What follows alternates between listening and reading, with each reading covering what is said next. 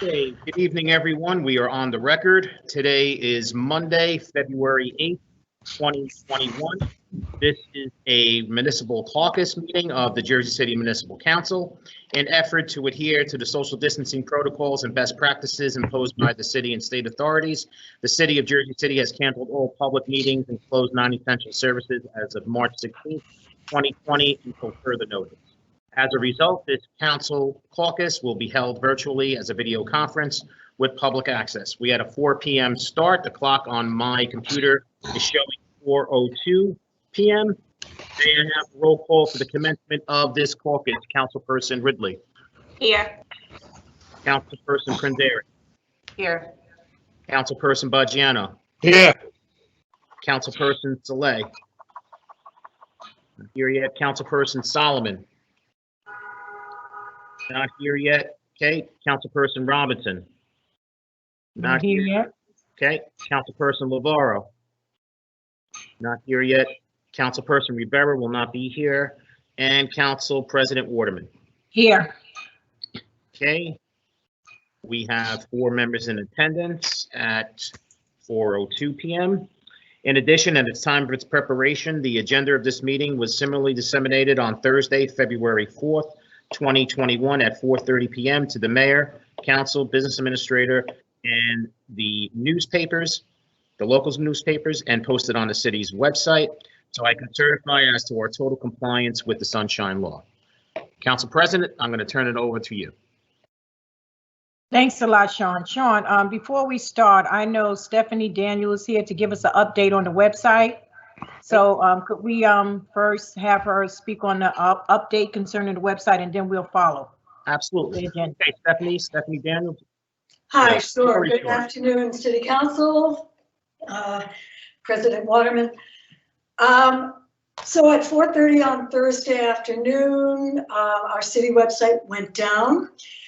Affected were all the websites owned by our vendor, which included municipalities and schools across the entire country. They've been sending updates that I received all weekend. I've been sharing those as needed. And, if there was anything specific that we could act on, they told us that the problem is hardware. It's not cybersecurity related, which is a good thing. So I just wanted you to know what we did there obviously we can't mitigate this completely, but we needed to do something because we knew there's a meeting coming up. So Bernadette and I worked with the company that hosts a bunch of our websites outside of the city website, sustainability, Make It Green, a few others. And they have that company helped us to change our address, jerseycitynj.gov, to a page that had some information on it. Prior to that, all it had was something that our host company put up, which was, "We're really sorry, this is broken, see you later." So we wanted more than that. So what we did was we created that page. On it was a link to this meeting and the agenda, and now there's also other links to other meetings that are upcoming this week because we don't really know when this is coming back. We also put on information about HHS, information about vaccines and snow parking, stuff that people need to know. But it's one page, it's very basic, and we're very grateful to have it because we needed something. Going forward, many of you know that there's been a redesign in progress, that I've designed something and it's going to be implemented with this company. There's no cost to us in doing this, by the way. We're not spending any money on this, but it'll make it more user-friendly. It'll make searching and finding things easier. It'll simplify it a lot. I will show it to you all. I'll walk you through it. It's going to have the same capabilities. It'll just look different, and it'll have a very different search function, which will make life easier for our constituents and for anybody else looking to find something. Generally, what you should know about situations like this, first of all, I mean, we need to really take some time and think about and consider, do the due diligence on how to move forward on this. I don't think this is something we want to just go, jump. We're going to do something else. First of all, when something like this happens with a large company like this one, generally what happens is that the system becomes a lot more durable quickly, because it has to. So that's good in the interim. That's good for us. And basically, it'll give us some time to regroup and really figure out what we want to do without jumping to something. So that is where we are. So Stephanie, it's Councilwoman Ridley. So how do people get access to the webpage? Like, how are people joining the meeting today? If you would go to jerseycitynj.gov, you will see the option to get to, that'll take you right to the page where the information is. That's how people have been getting there. Okay, so if they're going to the link that they normally use for the council meeting, it's Correct. Redirecting them. Correct. Okay. Correct. We changed the address. Excuse me. They said they're experiencing difficulties because Desiree is trying to get on. That's how we know it's just not working at this time. So often when people have something called a cached URL, like if your URL has been used before by you and it's going to a cached page, if she clears her cache, clears her history, she should be able to get on. Okay, she's going to try it. Okay. Thank you. Is there a link from the, so when you were saying click on wherever, you completely broke out. So I didn't hear a word. Sorry. If you use the normal city website, jerseycitynj.gov, that should take you to the new page, the page that says, we are sorry, our website is down. It has the city logo on it. We're sorry, the website is down. Here are important links to meetings. Here's parking information. Here's vaccine information. Really minimal, vital information that needs to be out. And if people are having trouble, it's probably because their computer is remembering the old URL, the old address, and they need to clear their history.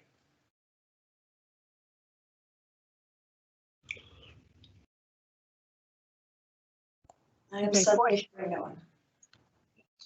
Okay, council members, any questions concerning this? Well, first, Rolando, I think you're muted if you're talking.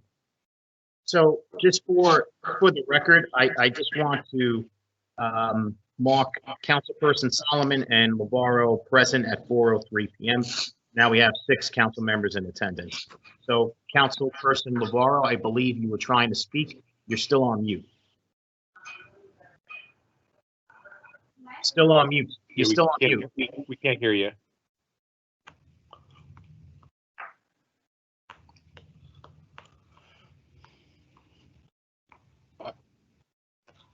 Stephanie, I had a quick question. Can you hear me? Yes, I can. We can hear you.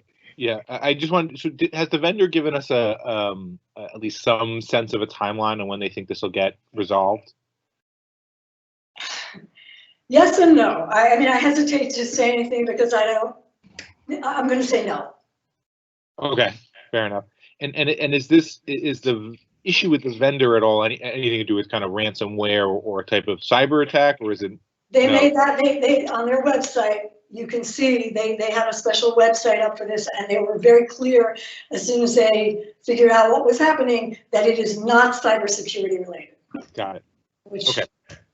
We were thankful for. Right. Okay. Great.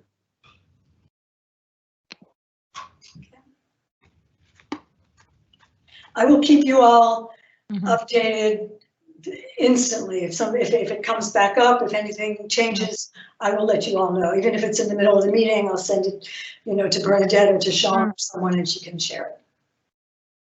I mean, rest assured, we've been on this pretty much 24 hours since, since Thursday night. Mm-hmm. Because okay. Any more question, council? Okay, Sean. Thank you, Thank you, Stephanie. Stephanie. My pleasure.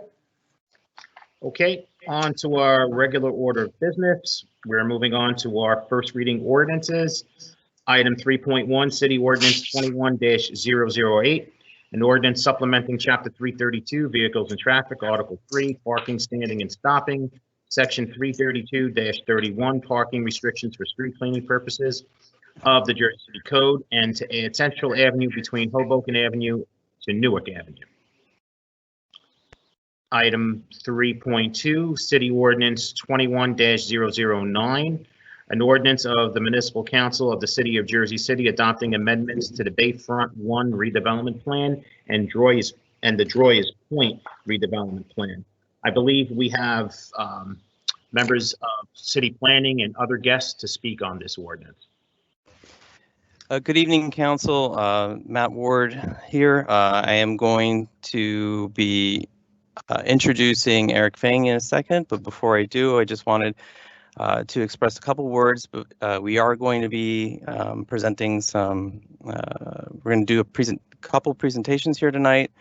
This is a lot of changes in this amended and restated Bayfront 1 redevelopment plan.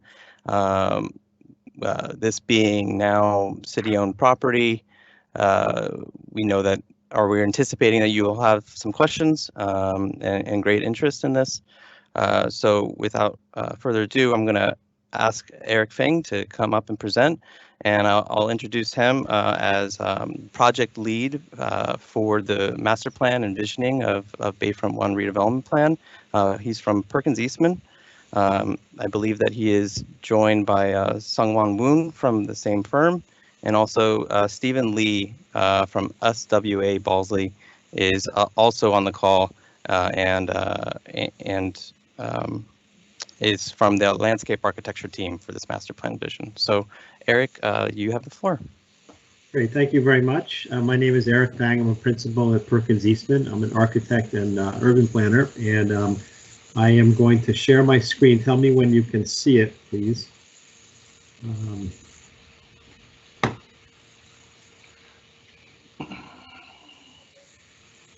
We can see it, sir. Okay, great, thank you. I'm going to get to the beginning. And as Matthew had mentioned, we are leading an interdisciplinary team comprised of SWA Balsley for landscape, Moffitt and Nickel are marine engineers, Greener by Design and BRS for sustainability, and we have worked for the past year plus, all through the pandemic, with city planning and JCRA to develop this plan, which was originally originated in the 2008 plan, and we're charged with updating the plan, getting this ready for redevelopment, and revising it to accommodate the standards of this present day and anticipate some future trends that we're now aware of that weren't apparent back then. So just to orient you, this is the site. This is looking eastward at downtown and the Hackensack River in the foreground. What I'm going to do today is just go through a handful of key areas. One is Bayfront in context. The second one is to take you kind of through a tour of the plan, really focusing on key places of the plan. The third thing is to go through some of the coastal resiliency measures, which are quite important, because this is a waterfront site, and we know that the climate is changing. That will affect how this is impacted. That's one of the important changes from the 2008 plan. Third thing is there's a whole series of public amenities and open space provisions, and that's part of this plan as well. The final thing is streets and infrastructure. So this is a map showing Bayfront in the context of the city, and we think that this really exhibits the pivotal nature of this site as really a crossroads for transportation alone, right? It's at the crossroads of 440, the future extension of the HBLR, which will connect it to downtown.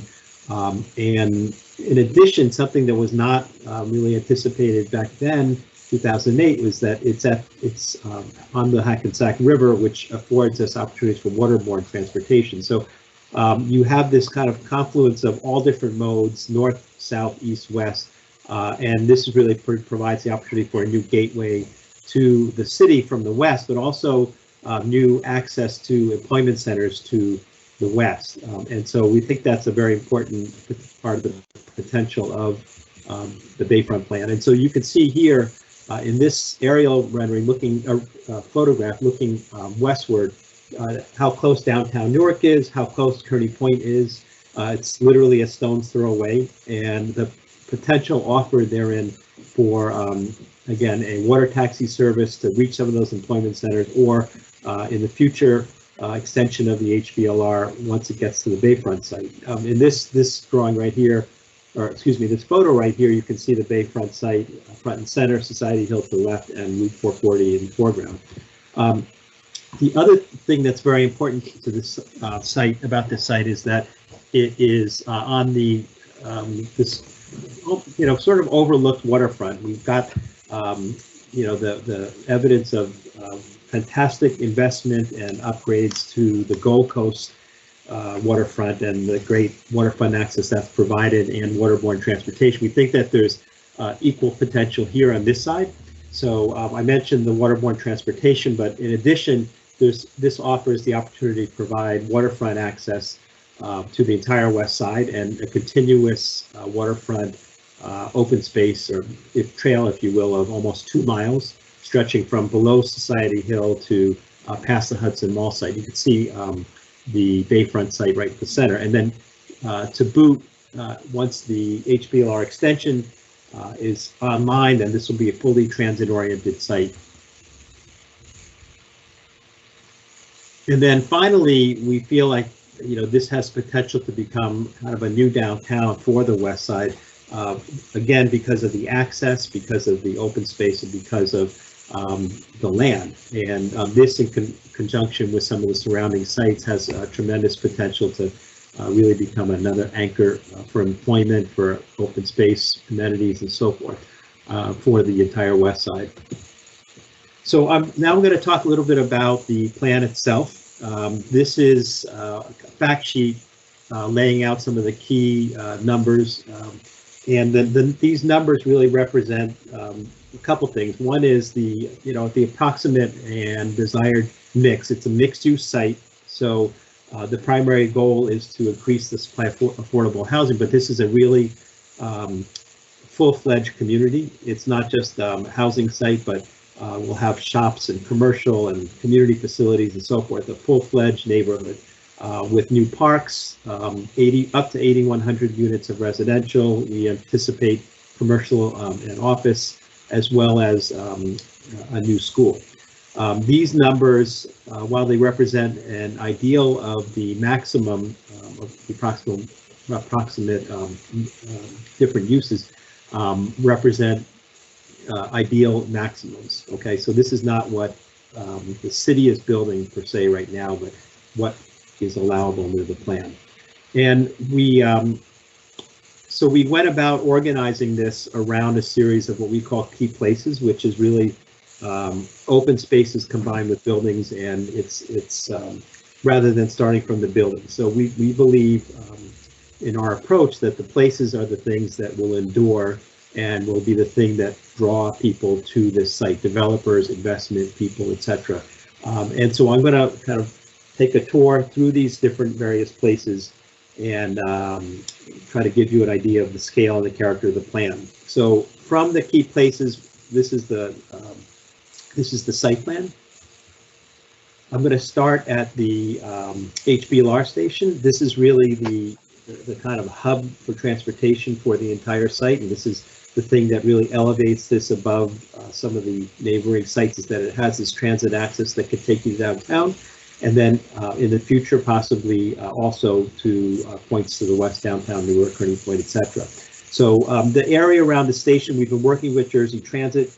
There is a plan on the boards, and the intent was to make this really part of the downtown scene, not a separate station, separate and apart, but something that's kind of part of the day-to-day mix, and something that's very easy to access and is unobtrusive and doesn't call attention to itself. But the transit is really, part of a hub. So it's not just to serve the HBLR, but also serve drop-offs, potential bus service or shuttle service, and again, the link to potential waterborne transportation. And finally, this rendering shows that we are really focusing on a pedestrian-oriented kind of environment that is convenient to autos, but really designed for easy walking and biking and so forth.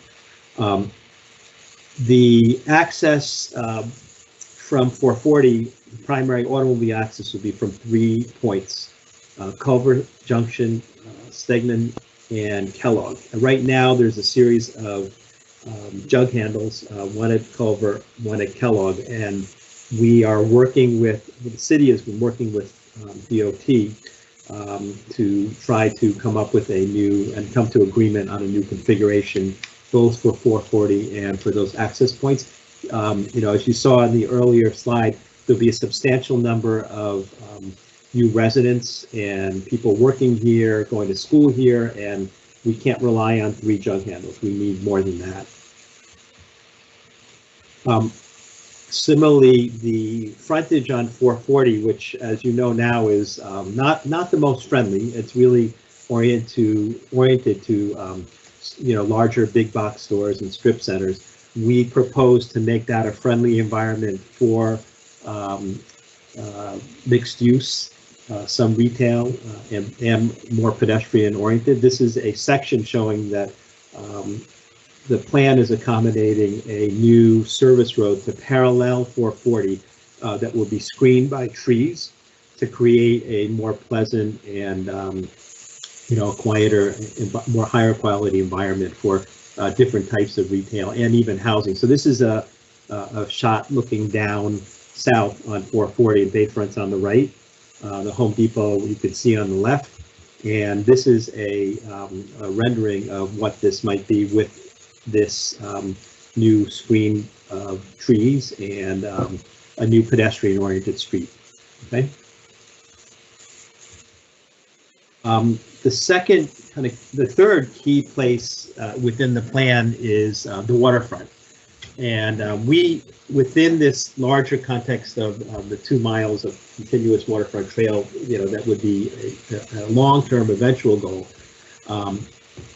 Bayfront itself has approximately half a mile of waterfront frontage, and that's a huge, significant opportunity for the city and for Bayfront to create a place of gathering, a destination, amenities for the entire west side and for the region. And so we see the waterfront, the plan has accommodated different environments. Some would be more popular, more active, more vibrant with commercial uses, cafes, restaurants, and so forth. Some would be, much more passive places to just walk along the waterfront and so forth. So I'm going to take you through the different parts of the waterfront. We started at Joyers Cove. Society Hill is on the right.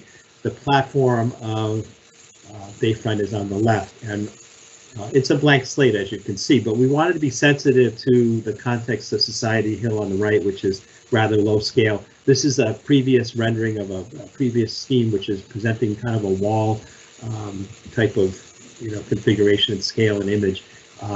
What we're now looking at is something maybe a little bit more broken down, more compatible with the scale of Society Hill. Honeywell has done a major effort to restore the shoreline along the north side of Society Hill with native species and plantings and so forth, and we'd like to continue that treatment around to the north side. Another part of that is at the end of Joyers Cove, we'd like to have, we're contemplating a new launch for a boathouse to allow people to come out to the water, perhaps kayaking, rowboating, things like that. And this is a nice protected area, and so it provides an ideal location for people to come out. It's part of a future phase to study, the tidal action and so forth, but this is how we're envisioning it. At the far end on the right, on the left, is what we're calling the point. So the point would be a destination with food and beverage, freestanding restaurants and so forth. It'd be really a place of attraction for people from all over, and not just Bayfront residents. These are some examples that we looked at from around the country. The one on the right is the District Wharf, which is a project that our firm designed in Washington, D.C., which is really a place where everyone gathers. It's a place that boats come in, and concerts and so forth, restaurants. On the left is Rincon Park in San Francisco, along the San Francisco Bay. And this is our rendering of what the point could be here for Jersey City, which is opportunity for people to come out, enjoy the views of the industrial landscape, the sunsetting over the airport and so forth. The other popular destination we're visioning for the waterfront, and this is kind of midway up Bayfront's shoreline, would be, it's called the Landing. And here we are envisioning a new public pier to get people out to the water. Also, again, some limited food and beverage. I think one thing that I'd like to point out here that's very important about this site is that this is a 4-minute walk from the proposed HBLR station location, as you can see here. And we think that this could provide for opportunities for intermodal transportation. So people coming from the west take the ferry here, walk, do the 4-minute walk, take the HBLR, go downtown, or vice versa. They could come, people who are living in Bayfront could take ferries to job centers in Newark, Kearney Point, and so forth. So we think that this provides for opportunity. It may provide for future funding potential to fund the pier. And, excuse me? To create more places where Americans can get backstage. And this is a rendering of the Bayfront Wharf. I think there might be some voices in the background, but this is a rendering of the arrival on the pier. So this is a real opportunity, again, to provide this gateway to the entire city of Jersey City, not just Bayfront. Okay. So alongside with these popular destinations and this new environment along the waterfront is a responsibility to make sure that we're planning for the future of sea level rise, increased incidence of major storm events, inundation, and so forth. This is the existing waterfront. We're looking at Bayfront on the right. There's an existing bulkhead. It's a hard edge. Some of it needs work and remediation. And these are photos taken earlier last year. There are areas that have been capped off in the water that are outlined in green. And our strategy here is to actually try to create a softer edge. The soft edge being intended to break up future wave action. Also to provide protection to some of the capped areas. This is something that's right now, it's the concept plan.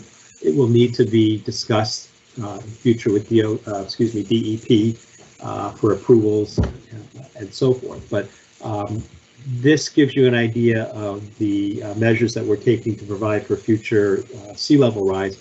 If you can see on this diagram, this is a vertical cut cutting through the waterfront's edge. Okay, so this shows the water edge. This shows the river on the left, and the mean high water mark at 3.8, and the 100-year flood, which is at 12. So we're designing we put an extra 2 feet on that. So we're designing to 14 feet. Okay, and our plan is, so I'm going to switch back. So just note the constant of these elevations. The plan is to raise the site so it is above the design flood elevation. So our first ground floor elevation will be at 15. The streets will be at plus or minus 15, but above that design flood elevation. And this shows this section, which will be to break down and soften the hard bulkhead, so we can again kind of defray the energy of the waves and so forth, and again provide a habitat for native species and so forth. This is a lovely rendering that Stephen did And this shows the opportunities this will provide for people to get out by the water's edge. This is all floodable, which is the intent. So the 364 days that the water is calm, it's a nice, beautiful park with wetlands, and then this can flood, and that's the whole idea, is that this can accommodate those two different conditions, right? I'm going to talk now about the public amenities that will be provided as part of the plan by the city. So in total, there'll be 19 acres of new parks, and you can see those parks here: Central Park, Promenade Park, Riverfront Park, Public Pier, Boathouse, and Waterfront Retail. This is a view of the Central Park, which will lead out to the water, and this really just emphasizes, underscores the public access that Bayfront will provide for all of the residents of the west side.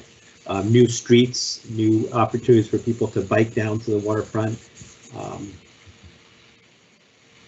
As part of the plan, we anticipate we're accommodating room for a 400-seat K-12 school.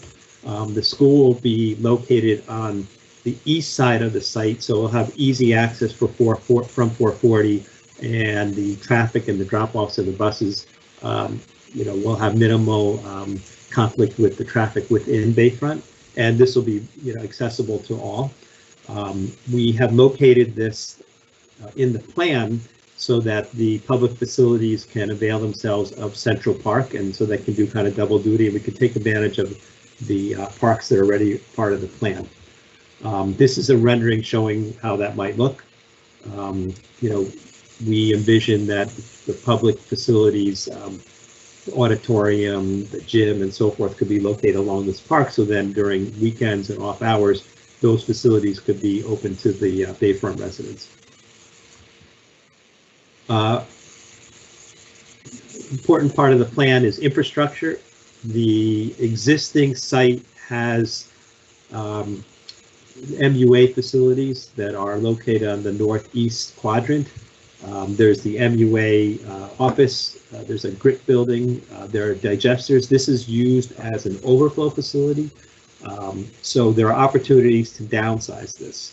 So certain of these will be located in the far northeast corner in a far more compact footprint. Those 4 shafts that you saw on the previous image could, we believe, we're planning to compress into 1 underground shaft that could be covered with green.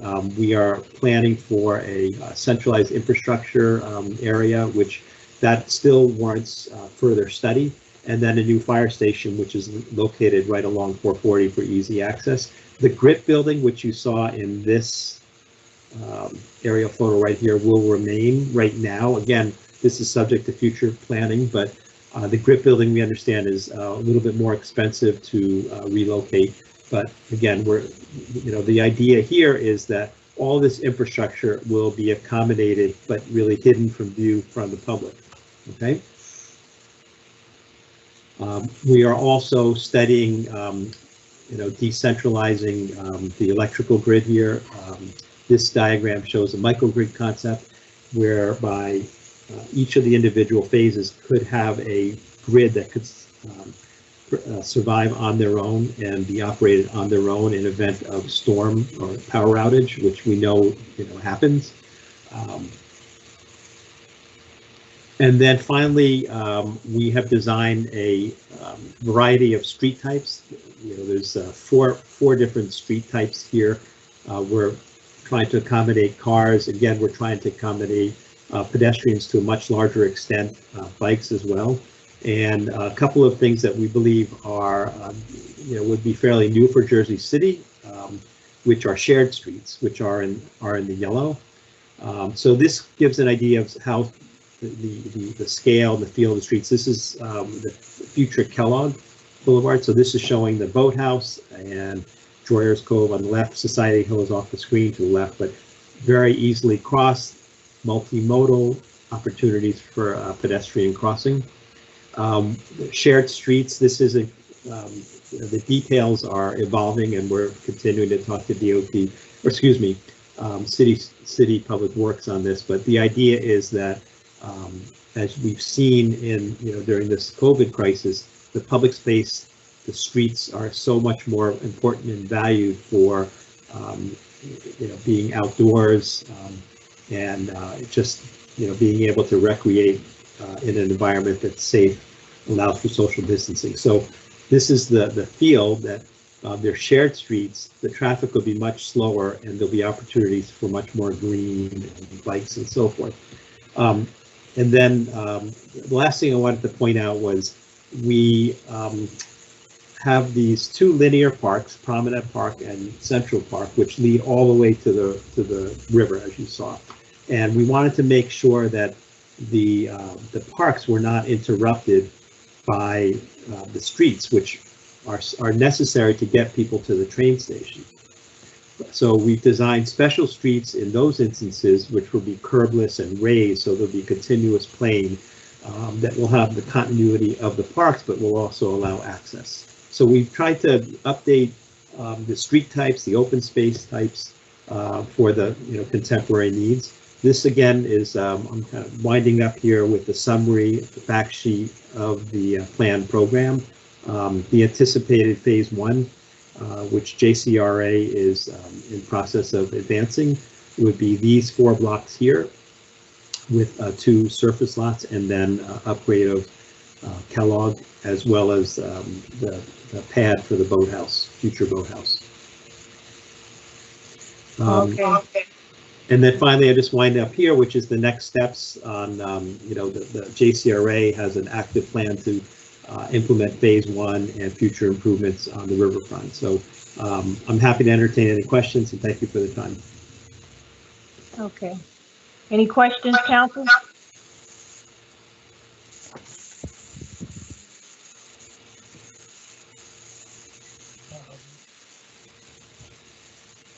Any questions?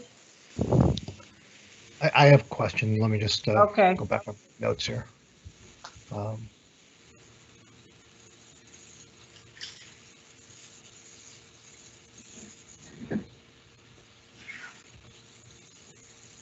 Can you just, the landing itself is located where, at the northern end?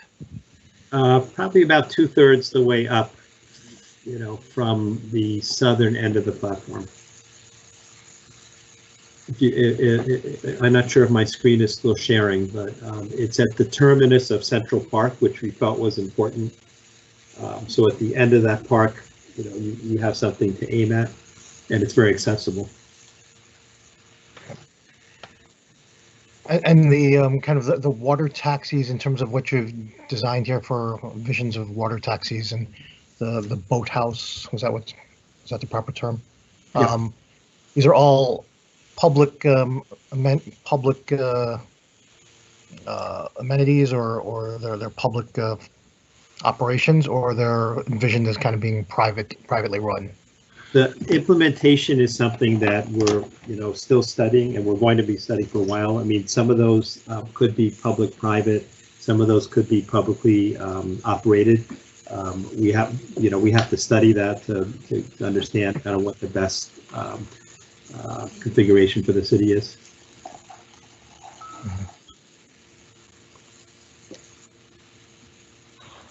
Councilman Lavarro, when you say private or public, do you mean being used by the public, or are you're talking about the company, private or public?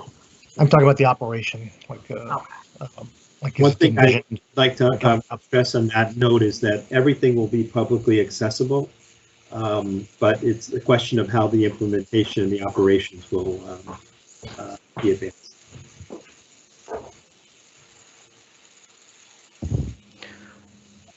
There's quite a bit here, so I kind of have to digest it. Can we get a copy of this presentation? They're supposed to send presentations, a copy to all the council. I asked that before. I think it's in the agenda item. It's long, but it's there. We sent it to you, Sean, and Council President. I apologize if we were supposed to send it to everyone. We will do that. We'll forward that email. with these presentations. All other exhibits were attached to the ordinance, including the final master plan document, which was summarized by Eric. If there's no more questions at this time for Eric and his team, I can proceed with the second half of what we wanted to present to the council, which was the redevelopment plan and the ordinance. Can I ask Eric, just on the flood elevation? I'm just trying to understand how that works. So is that like you're raising the ground or elevating it higher to provide coastal resilience, shoreline resiliency? Correct. We're raising above the platform. So you're like putting additional landfill of some sort on top of existing land?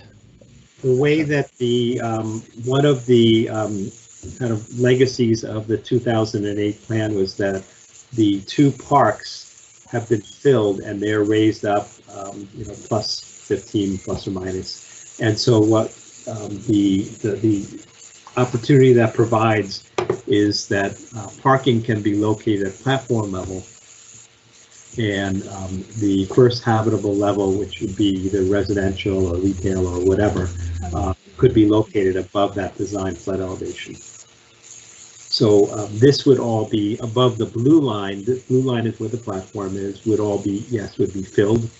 And then on the private development parcels, we're anticipating that would be used for parking. So parking would be largely hidden from view. Okay. In terms of, are you extending the land beyond kind of the current natural boundaries there, and filling in more land into the water? Or is that also part of that? In certain locations, we would propose to cap the caps, if you will. We had studied, things like marinas and things that would bring boats in along, the entirety of the shoreline. But we were told, we learned that there was concerns of propeller action and disturbance on the cap. So we came up with this strategy with our marine engineers and SWA Balsley to again kind of cap the cap, so that would actually go out into the water, soften the edge of the existing bulkhead. Yes. Okay, and that sort of process, does that require us to get certain permissions, or is that just something we can do? That will, yes, that will require permits and approvals from the DEP and the Army Corps of Engineers. So this is something that will be our next phase, is to do a feasibility study and design work and continue conversations, or start conversations with the DEP on this. Okay, my final question, just on this whole plan, which thank you for taking the time to present it, is the 400-seat school. So given the number of units, upwards of 8,000 plus, right?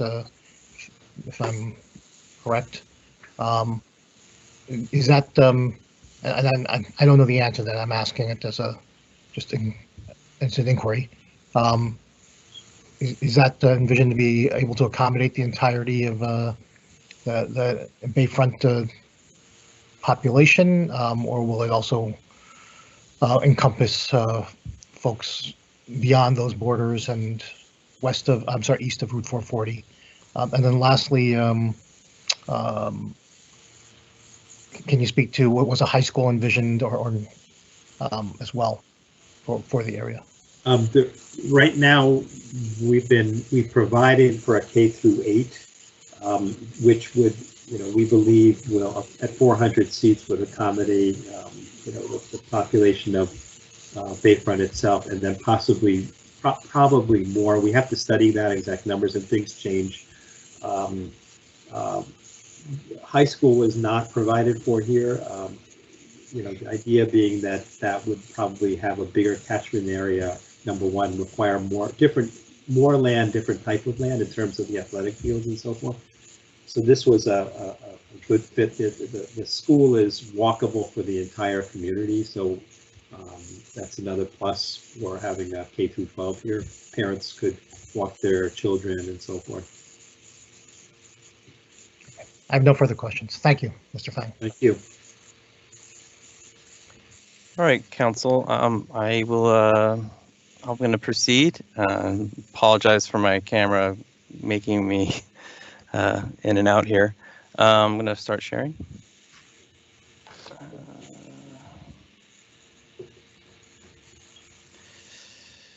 All right. So along with the Bayfront Master Plan or Bayfront Redevelopment Master Plan, which was just presented by Eric and his team. If you still have questions, are here for more or for the remainder of the night. I also just wanted to introduce that we also have Mallory Clark Sokolov on. She's the resiliency planner for city planning. Liz Oper is here as well. She's the urban designer. The three of us were working alongside Eric Fang and his team and putting together the redevelopment plan in its form. We also, in lead up to this ordinance being presented here tonight, there was a unanimous vote at the planning board to recommend approval of this amendment January 19th. And prior to that, we had met on 2 different occasions with the Bayfront Advisory Committee and wanted to thank Councilwoman Ridley and Prinzeri for sitting on that board and giving us some feedback, which has been incorporated into this version. So we also have a presentation to kind of summarize high level, but if you want afterwards, we can drill down. And in fact, there are some floor amendments that we did want to discuss tonight and highlight, so we will be going to those after the presentation. All right, so this is a plan that was adopted in 2008, and now we are back with a full amended and restated plan and vision based on the master plan. So there is this plan coordination. There's the redevelopment plan and the master plan will be one document. You can think of it as the master plan as controlling the capital projects and the greater vision for some of the architectural design, as well as this landscape architecture and other vision items such as resiliency, some of the more aspirational items like those microgrids. So the redevelopment plan in some point, at most instances, points to that. In some cases, it pulls those recommendations out and makes them requirements. This being a redevelopment area where the city does own the land and will be conducting RFPs. We think that there's a nice interplay for the redevelopment plan to focus on requirements, and then the more aspirational recommendations get lifted and put into the RFPs as implementation moves forward. So if you're not aware, this plan allows for 8,100 units. That density has not changed. It hasn't increased from the 2008 plan. One of the large changes was the road grid. However, it's still a continuation of the 2008, but we, based on the vision from the master plan, we introduced a more organic grid, some diagonals, some diagonal paths, and as you were shown, some shared space designs where the curbless streets. Regarding affordable housing, the plan requires a minimum of 35% of income restricted housing. And it's clear that there's a 20% minimum of affordable. This is an increase from the current plan, which is only 10% affordable housing, and it also allows for, the current plan also allows for an in lieu of payment instead of on-site. And with that balance, that 15% balance, the plan calls out that it can be affordable or workforce housing. It goes even one step further, and I can show you later when we talk about the floor amendments, because we wanted to strengthen this language. It's still aligned with the planning board's recommendation, but we wanted to strengthen it. In fact, this is how they recommended it, that there's only on-site affordable housing is allowed. There is no ability to do off-site or payment in lieu for the income restricted housing in Bayfront. So just to organize you through for this presentation, you'll see 2008 maps and graphics on the left generally, and 2021 maps on the right. So you can see that the grid is fairly much it's pretty much the same. We've introduced some diagonals. We've broken up some larger blocks into smaller blocks, and I just wanted to highlight that we're carrying through that shared space design, and that those are shown in the orange crosshatch.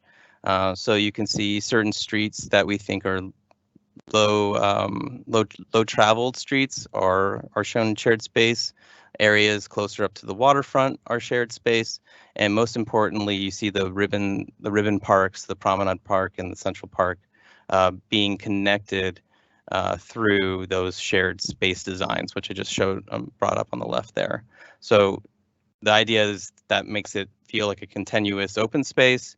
In certain instances, it can even be reprogrammed for certain weekends or events to really connect those ribbons of green spaces. In this plan versus the previous one, we felt the need to introduce districts.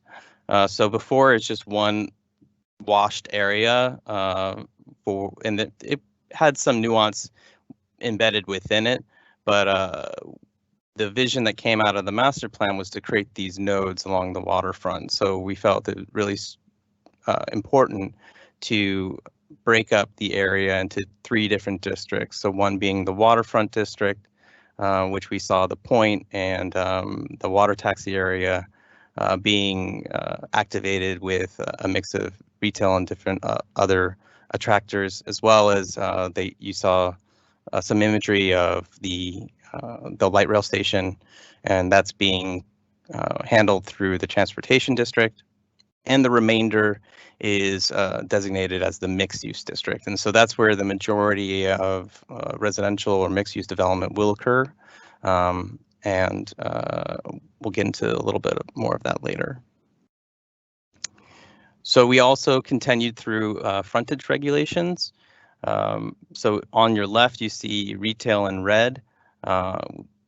Looking at the plan, we wanted to introduce a bit more flexibility, as well as reorient some of the required retail or ground floor commercial. So you see that there's percentages required on certain blocks that are to be activated with retail or ground floor commercial. And the waterfront blocks, which are the W1, W2, W3, W4, those only allow more amenity-based or commercial-based uses. So those don't have any residential zoning, so they're going to be one of the permitted uses under the plan.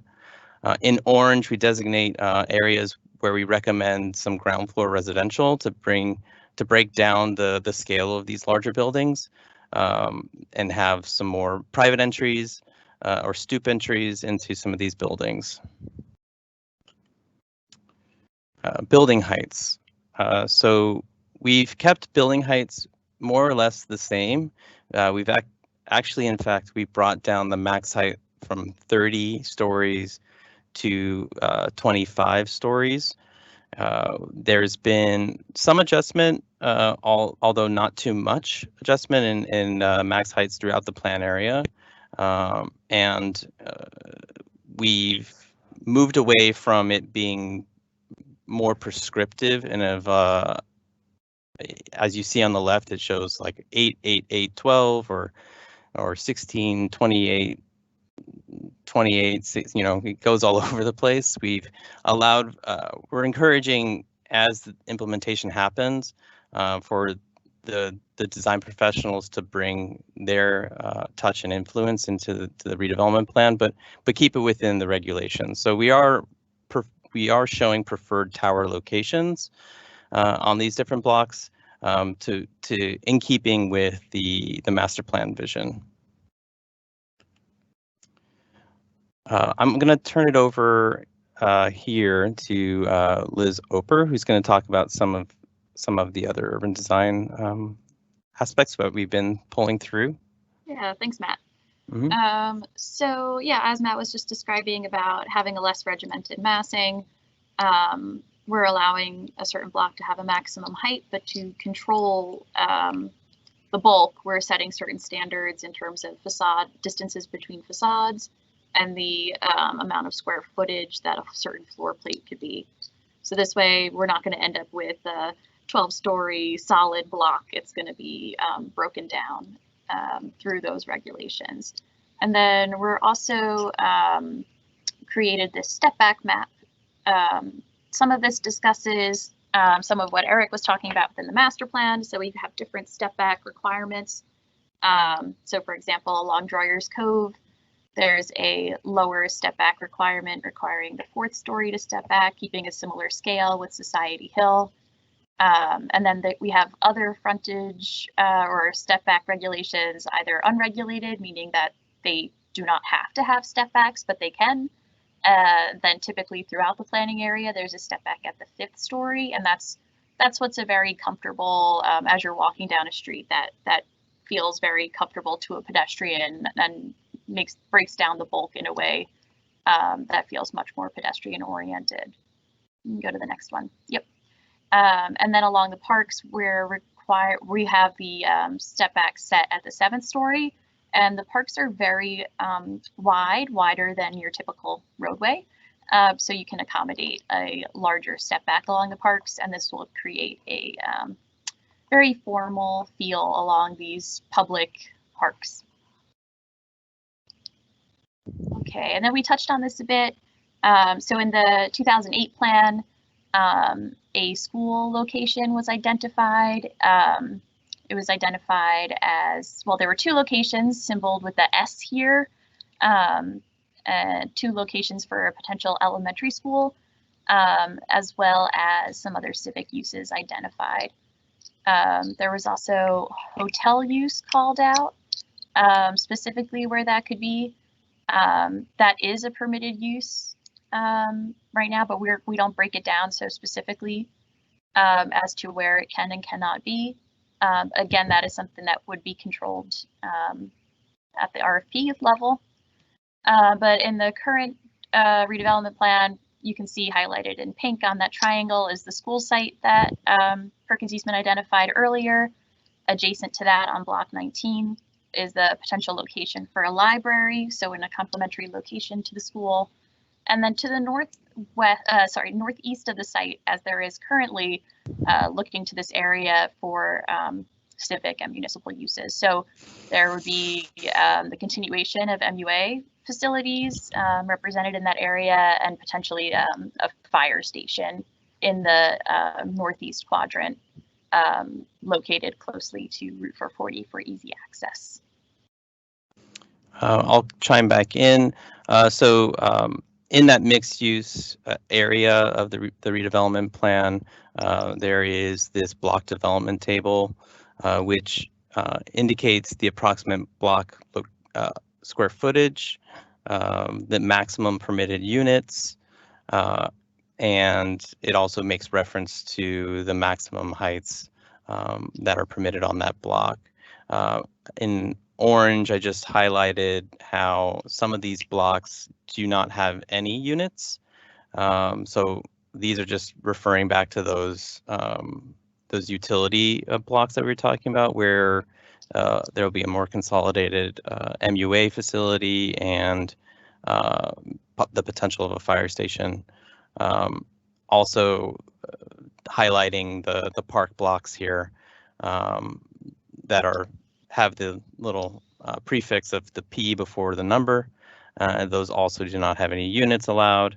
And we allow for, we do have a height limit of 1 story just for some type of amenities should the need arise and the ability to include those arises. So we just have that max height of 1. Going back again to, this is carrying through some of the discussion about the regional connectivity of Bayfront that Eric was speaking to, and an aerial on your left there, just showing it in its current context. Caucus, can talk. So then for the sustainability requirements of this plan, the 2008 plan spoke very aspirationally about sustainability, but didn't set any specific requirements upon developers. So what we are, what we've written in the redevelopment plan is to require that developers meet silver certification standards, either in LEED or NGBS. And this is, so we kind of got to this point because we recognize that a lot of developers within this plan area are going to be utilizing low-income housing tax credits. And a part of those requirements is to meet green points, and really green points just means meeting silver standard. Of these 2 certifications, there's a few others that are lesser known as well. So basically all the developers will likely take advantage of low-income housing tax credits and therefore would have to meet the green points. So they'll be required to meet this 15% standard. Thanks, Matt. So this the Green Points program results in a building that's 15 to 13% more efficient than those built to code.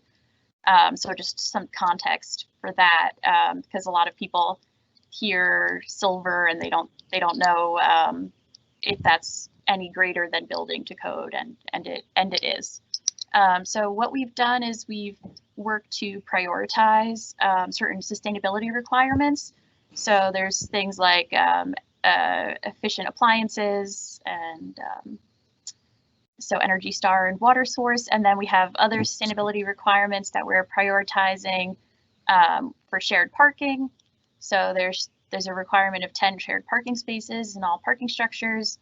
That we've set up an EV charging station requirement. So it's starting at, I think we're starting at 10% of spaces to be EV charging stations, and then that will incrementally increase over time as the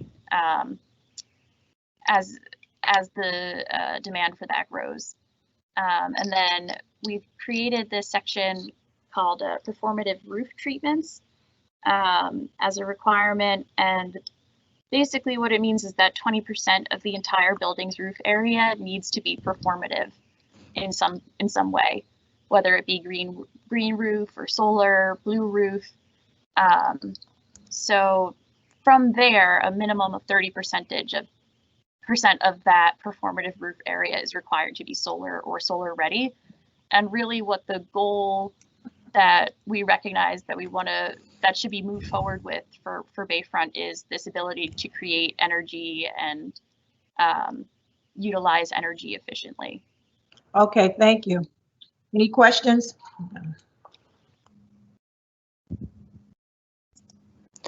Council? Yep. Go ahead. Yes.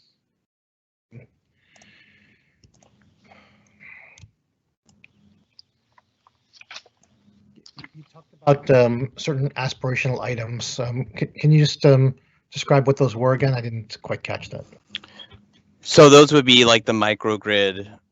Those are the final form of the parks and the water's edge. Those are some of the more aspirational items that we're not necessarily putting requirements on in the redevelopment plan. We're putting in some like high-level programming requirements, like this area is going to be more active recreation. This one's going to be more passive. But a lot of those what do you think of as capital projects will be left to, wouldn't be right to regulate, you know, every last detail in the redevelopment plan. Okay. Yep. Can you just explain to me what a microgrid is for my own edification? I am not actually qualified to explain a microgrid. I'm not sure if we have a team member. Yeah, I stepped away while Eric was presenting. I don't know if he pulled up that slide, but basically it's a way for buildings to be on their own grid, so that if there's an issue with the larger energy grid of the city, that the buildings can still sustain and run on their own. And what that basically, they can also pair up together and help feed each other with energy. So it's just a level of redundancy and protection. It's cute. Okay, someone else? No. Someone else? Question? Okay, Sean. Oh, I have questions. Sorry. I thought you were waiting for someone else. Yeah, I was, because they. All right. Is the microgrid then, like it's aspirational, and you say it'd be kind of in the RFP. I'm just curious as to the thought process there. Why not just have it be part of the redevelopment plan? It is our property. Like, we can determine that. A lot of it is that the technology isn't there at the moment. It's developing technology. So I think eventually it could end up in the redevelopment plan, but at this moment in time, it's more aspirational than something that we can directly implement. Okay. If I may, then going to the affordable housing piece. So it's 20% below 80% AMI, and is it's actually a minimum of 20, just to clarify. So it can be up to the 35% or more, even if there's, you know, other subsidies involved in the project. right. But a minimum of 35% is the income restricted requirement. 20. And there are no, just because I thought I heard you say that there were, and then you said that there weren't. But just to clarify, there's going to be no offsite and no payments in lieu. Correct. That's written into the redevelopment plan. And that applies to the minimum 20%, but also up to as much as the 35%. Is that accurate? Or yes, that is accurate. So we have two redevelopers who are currently designated to redevelop certain lots here, blocks and lots, right? Yes, that's, I believe, looking at some of the names, Chris Fiore is on, and some other members of the JCRA team that might be more versed in answering those questions. Chris, I just want to ask, is there a redeveloper agreement in place with folks at this point? There is not, Councilman. Pending this amendment? I'm sorry, Councilman, I didn't hear the. Is it pending this amendment? Is that the, or is? That's one of the, yes, it's a big step for them, yes, to have the plan amended. Okay. Okay, let's go. Has there been a financial analysis conducted for these amendments? No, not on behalf of city planning, no. Okay.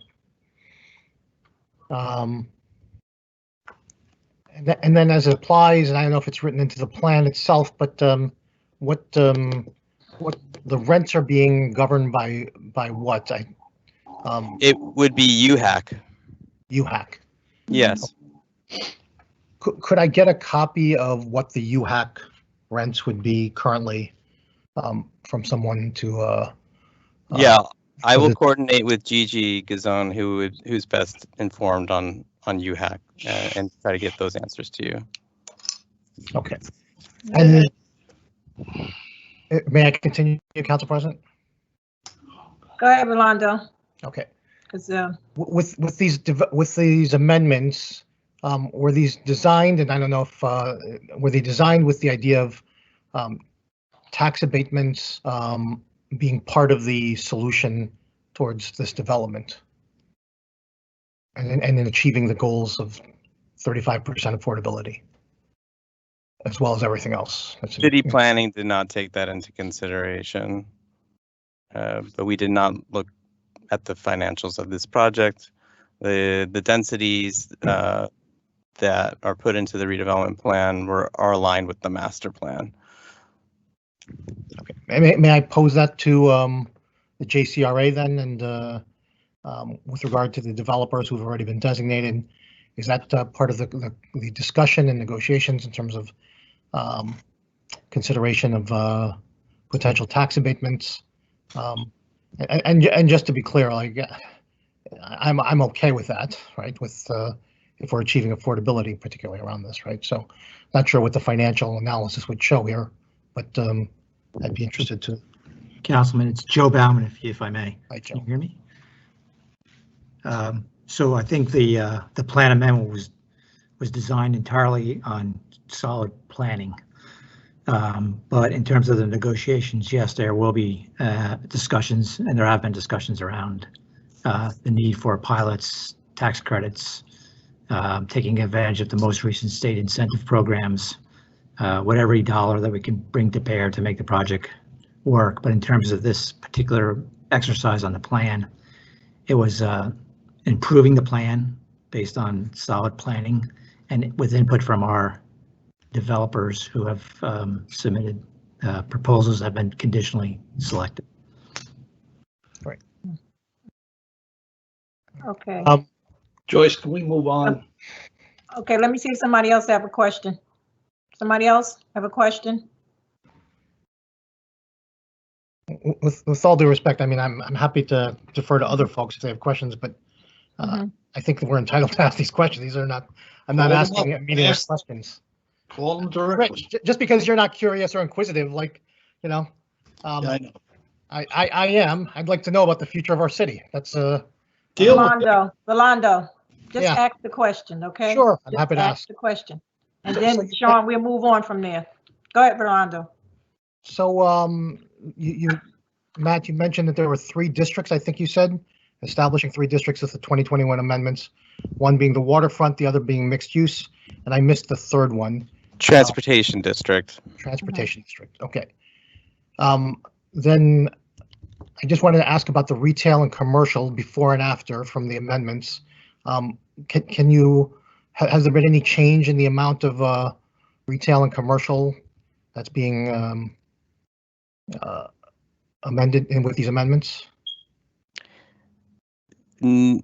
So the redevelopment plan, as it currently exists, it has it proposes a low intensity build out and a high intensity build out. So that's a difficult question to assess. I don't believe, just looking at the general bulk permitted in the plan now, I don't believe that there's would be an increase.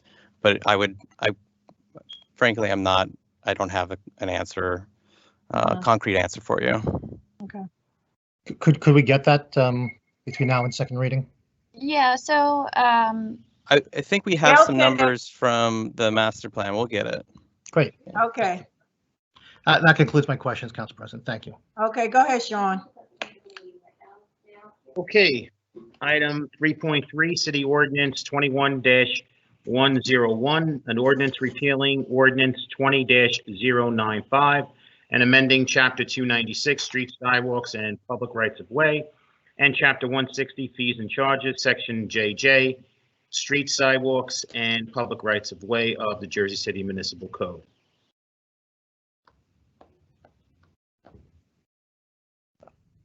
Just a quick question then, is there anyone presenting on this, or just? I can. We have my deputy city clerk, John Hallinan, and we also have Jake Hudnut on the line as well. Councilman, you had a question? No, I was just going to ask, before I ask my question, is there a presentation to? Well, there's nothing really new here to present. So what happened was the council in October of 2020 passed ordinance 20-095, amending chapter 296. As the council may recall, back over the summer, we had repealed 296 and created a new version of it in its entirety, which became effective in September.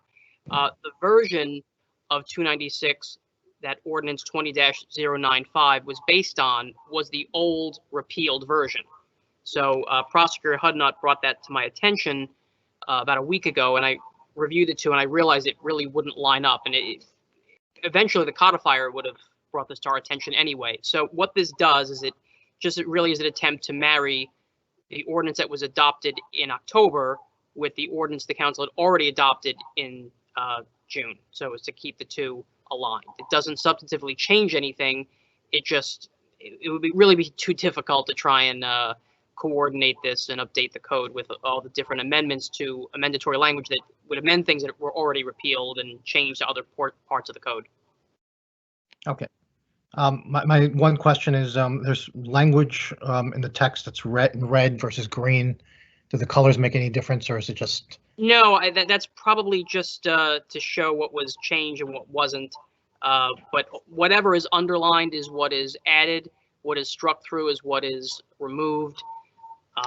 In this case, really, it's all just should be added. The colors, I don't know, that's probably just the way it printed out. But the way I was able to highlight it for my own viewing when I was working on it.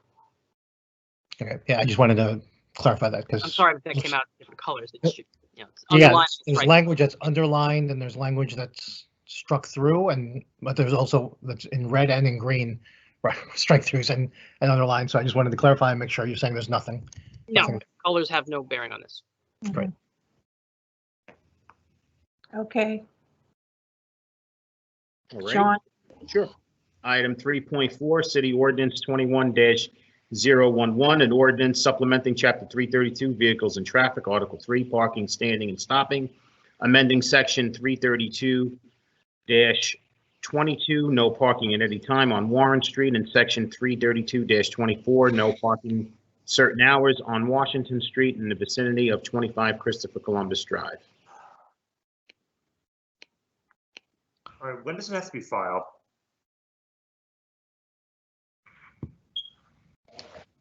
Any questions or comments?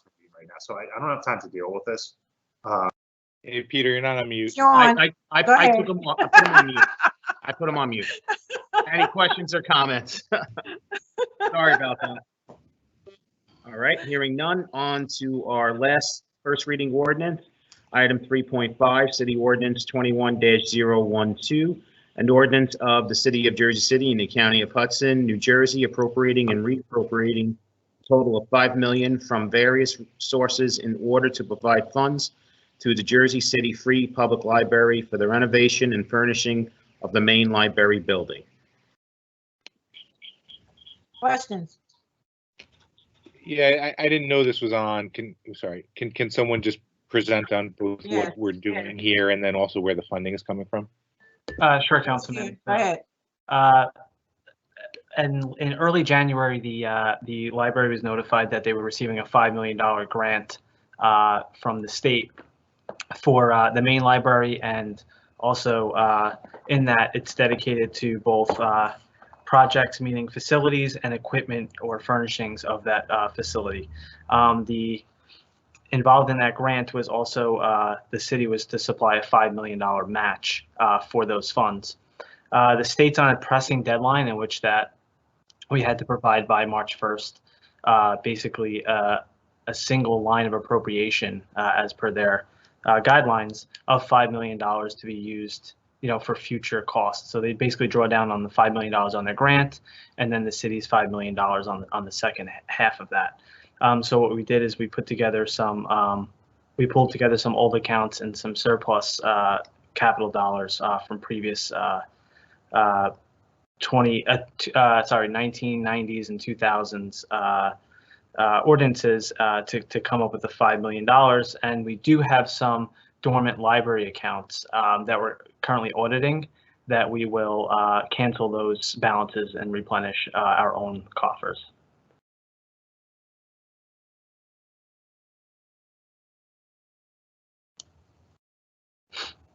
Sorry, so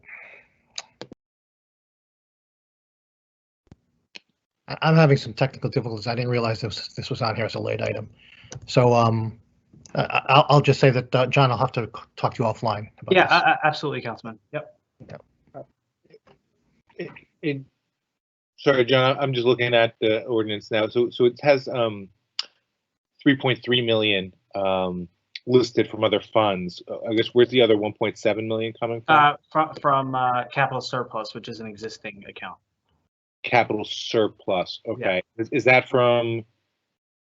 that attached to any specific bond issue, or is that a general? It's not. I can get you a breakout of how that came about, but it's essentially some dormant money from the 90s and 2000s. It's $20,000 here, $50,000 there. Yeah, I'll get you a breakdown of the listing of that. Sure, that would be great. So the only question I have, just looking through where the funds are coming from, is the bulk, or at least a little less than 2 million, is from the Reconstruction of Public Streets Fund, sure. From a 2018 bond issue. And without having gone into the research on what that was intended for, could you sort of say a little bit more about where that's coming from and what was anticipated to be spent out and what isn't being spent out? Yeah, sure, Councilman. So the Department of Engineering had received some additional DOT funding through grants. So they utilize those dollars, and what we'll do is we'll cancel the existing dollars in the library accounts and reappropriate those back into the general street resurfacing account. Got it. Okay. Yeah. And then once the last other question I have, which is not on the funding, but once this is complete, so the $5 million from the state, $5 million from us, does that complete the full redesign of the main library, or is there more work to do at that point? I believe so, Councilman. With the change of directors, the vision has kind of changed a little bit, and with the Bayfront meeting going on tonight, I had asked Jeff to actually appear at the director of the library, Jeffrey, to appear at the next council meeting to discuss that. Sorry, next council caucus. I'm sorry. Yeah. Sure. Oh, okay. Great. Hey, John, and so are the funds only used for the main library downtown, or is this going for Bayfront and the library going in, I guess in Bergen Lafayette? Councilman, I'll get you a definite answer on that. The letter that we received from the state specifies the main library, but I'll get you a clarification if it has to be utilized for that site. Okay, and the 870 something thousand for the west side Danford ball field, was that supposed to be constructing a new field, or? No, that was Metro Park from, I believe, 1994. They were using those dollars to potentially acquire that land, and then it was eventually donated to the city. So I just got a question. So how does that money, I guess, sit into this account for that many years? And I guess we kind of figure it out now. That's a great question. It's not necessary. I mean, I can get you a definite answer on that, but there is discussion around tax penalties and whether it's tax exempt or not tax exempt, and whether or not it could be reappropriated immediately or not. So I believe that's one of those that, and I believe it took a few years for them to actually acquire that property as a gift. So I think a combination of that kind of left it there for a while. And we did a capital audit probably about 2 or 3 years ago and identified one of those as dormant accounts.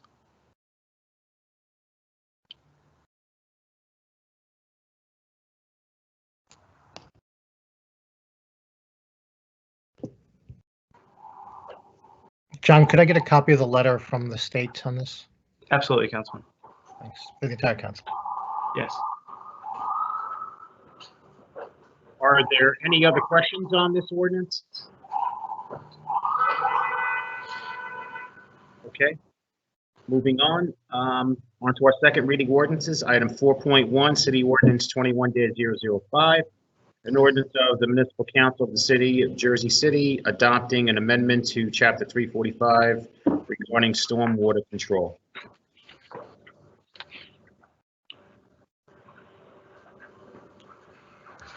Any questions, comments? Okay. On that one.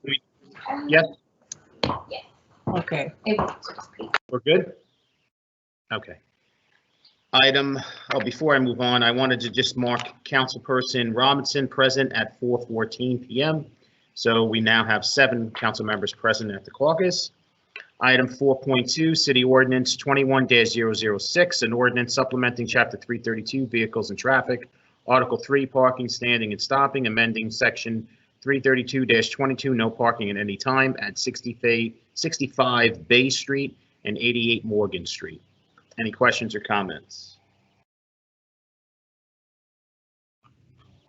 Okay, last item, second reading ordinance, item 4.3, ordinance number 21-007, an ordinance amending ordinance 20-113, supplementing Chapter 175, food handling establishments, regulating the fees charged to restaurants by third-party takeout and delivery service applications and internet websites during such times when the restrictions upon such fees imposed by the state law are suspended. Any questions or comments? Okay, we have our request for public hearing. We have 3 speakers. Petitions and communications. Any questions or comments on items 6.1 through 6.8? Yep. No Office of Communications. We will have report of directors added to the meeting. These will be associated with the resolutions that are up for your consideration for making either reappointments or appointments to various boards and agencies. Claims, we have our claims listed, and to our resolutions. Item 10.1, City Resolution 21-096, a resolution authorizing an emergency temporary appropriation. Item 10.2, yes? Sorry. That's John, your office is increasing its operating expenses by $100,000. Can you explain the increase there? Yes, Councilman, this is for an ongoing contract we have with the company that is helping us with FEMA reimbursements related to COVID and potentially with the emergency from the snowstorm. Is that the one that the resolution that's on today's agenda for the Grant Wright, I believe his name? Yeah, Grant Wright. Correct. I see.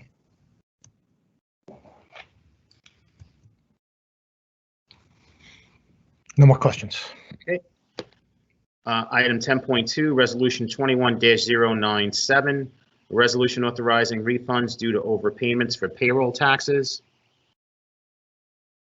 I was just trying to pull that up for myself. Is there a address in the resolution? Because we have another resolution that's got the same title, and I just don't want anyone confused to that. It's item 10.3, resolution authorizing refunds due to overpayments for payroll taxes, and it's Reso 21-098. So 097 and 98 have the same titles, but are there any addresses associated with this? Sean, I'll confirm with the tax collector. I'm not sure. I appreciate that, John.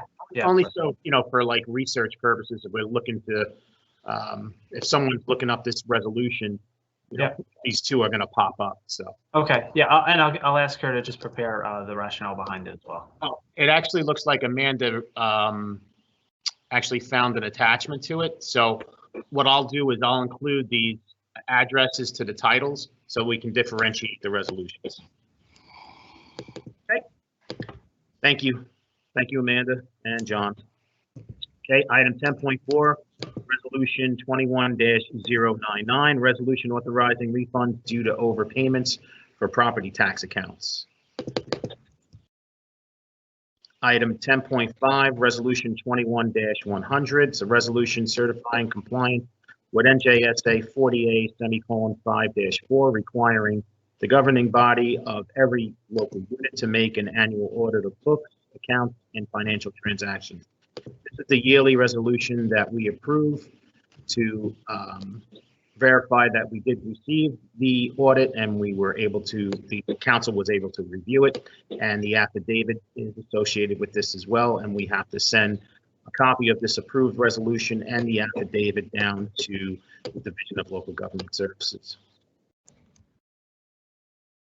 Any questions or comments? Yeah, just a comment and actually a question to John.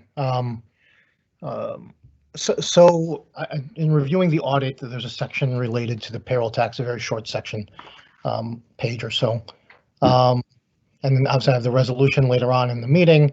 But if we could ask the auditor in terms of what is it that they do to, in their audit, in conducting their audit to review both our abatement and payroll taxes. What do they do to inspect those ledgers? I guess I'm not an accountant, so I'm not sure. Sure. So just speaking generally, Councilman, but I'll get you a more detailed answer. Is when they look at these things, it's more of how the transaction is presented, not necessarily a forensic audit on whether or not the payment is correct, but that we received 4 quarterly installments, that they were posted to the right bank account, that they were deposited at a timely fashion within 72 hours of receiving the check. So it's more procedural that the administration and the finance department are handling these transactions correctly, and that what they do is they for all basically transactions and I'm losing the term right now, and all physical products is what they basically do is they do samples. So what they'll do is they'll say pull items 101 to 218, and they'll sample those, or they'll pick particular ones. So it's more procedural for the annual audit than a forensic audit that you're mentioning. So if it's not an item that they will inspect, then they won't ever catch it, right? So if it's omitted, it's like there's no mechanism for them to be able to catch that, I guess, in their audit procedures. Yeah, correct. Like if an individual did not make a tax payment, if they picked up that particular address as a sample, then they would kind of look into the material issue of that, but they wouldn't necessarily come up with a list of items that are missing or omitted. I see. Okay. Any other questions or comments? Okay, item 10.6, resolution 21-101 is a resolution authorizing the sale of a nominal consideration of 1 truck to the Jersey City Municipal Utilities Authority.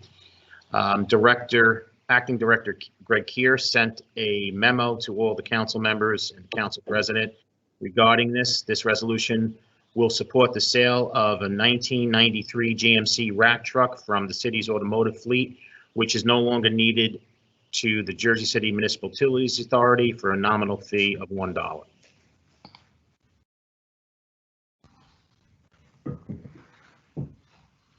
Okay.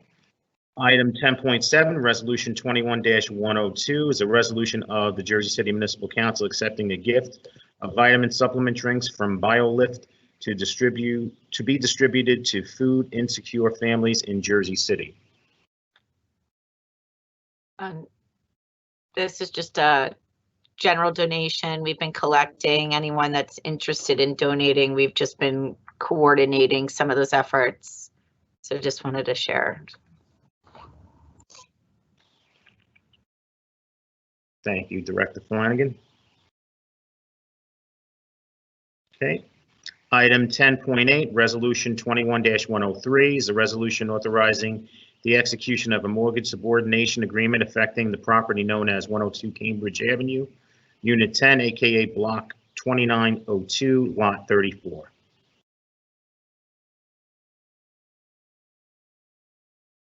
Item 10.9, Resolution 21-104 is a resolution authorizing the execution of a mortgage subordination agreement affecting the property known as 16 Virginia Avenue, Block 21305, Lot 29. Item 10.10, Resolution 21-105, resolution urging the Department of Administration, Division of Audit to number 1, to report the findings of the 2020 pilot audit. Number 2, to conduct an audit of the Jersey City's payroll tax collections in accordance with Chapter 3, Section 3-60.9B. And number 3, the administration to allocate every dollar identified in the 2 audits to the Jersey City schools for their 2021-2022 school year. I'll just, I presented this resolution, asked for the council member support. You know, we uncovered at the last council meeting that that Katera, a developer for the city, one of the largest developers in the city, in the city, with annual revenues for their international company of $2 billion. They hadn't paid payroll taxes from 2019 and 2020. I think it's I think we're justified in calling for such an audit at this point, and to see what may have been omitted. We are in dire straits and dire times with COVID, but also our Jersey City Public Schools, which rely on the payroll taxes. This is the source of revenue for them kind of moving forward. So ask for all of your support for this resolution and calling for this resolution.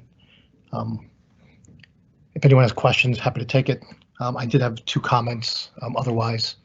The first being just that I'm going to ask the law department and have my staff reach out to you to schedule a meeting on this. Is to, I think we need an ordinance for anyone who pulls construction permits that that our offices in issuing the permit provide them some sort of notice, letting them know that there are payroll tax obligations here in Jersey City. So I'd like to design that to just notify everyone who gets a construction permit of that. And then, Council President, may I ask, you had mentioned at the last meeting about an ordinance to, I haven't checked the law, so I don't know what the, if there's already penalties and fines in place or not, and if not, then I guess is that moving forward? Yeah, I met with the law department today, and there is something in the ordinance that do give penalties. So we're just going to really see how we can strengthen that and enforce it. That's part of the issue, enforcement. So the one thing, if I may add, if as you prepare that ordinance, is that just like we have, and something I suggested for property tax homeowners and property taxes, and just any property owners, is that the interest and penalties there, that we vary it based on the amount owed or due, right? So I have gotten calls from small businesses about this and saying, you know, they're trying to keep their heads above water, and so not to say they shouldn't pay their taxes, they should, but backing them up with like severe penalties maybe too much during this period, and so maybe during a state of emergency, if like this, that certainly, you know, if your payroll taxes are something like, you know, $500 for the year or something like that, then certainly there's a penalty, and maybe coming up with some sort of payment plans or things of that nature for something like that, as opposed to you owe $50,000 in payroll taxes for the year, and you just haven't filed at all. Then maybe we do the full 18% on a multi-billion-dollar corporation like Katera, versus a small mom and pop store and so forth. So that's just a suggestion. I would ask that be incorporated into any sort of amendments to the penalties and fines. All right. Thank you. Thank you, Councilman. Okay. Item 10.11, Resolution 21-106 is a resolution authorizing the business administrator to execute a partial release of the home mortgage for Garden State Episcopal Community Development Corporation, 96 Virginia Avenue, Jersey City. Item 10.12, Resolution 21-107, a resolution to authorize an amendment to the Home Investment Partnership Program agreement with Garden State Episcopal CDC for the Neighborhood Recovery Program Phase 4 scattered sites. Item 10.13, Resolution 21-108, resolution authorizing the award of a contract to Comcast Business Communications LLC for data communication network services under the ESCNJ State Cooperative Contract for the Department of Administration Division of Information Technology. Can someone explain this contract? Is this a renewal or new or? Yes, Councilman, it's actually, it's sort of a renewal because we did start this program. As you'll recall, last year around August, we had some lightning strikes that took out a couple of our microwave towers, which is our primary backbone for our network. And this is a very cost-effective way for us to provide some ready-to-go infrastructure that with a phone call, we can increase the speed to facilitate any such problems that we might experience in the future. The infrastructure was built out by Comcast last year. It was under the threshold, so the City Council didn't see the initial because it was a lower amount of money, but we're now over 40,000 for this year, which is why we're going to be bringing it forward to you, and you will see it annually from this point forward. Got it. Okay. Yep.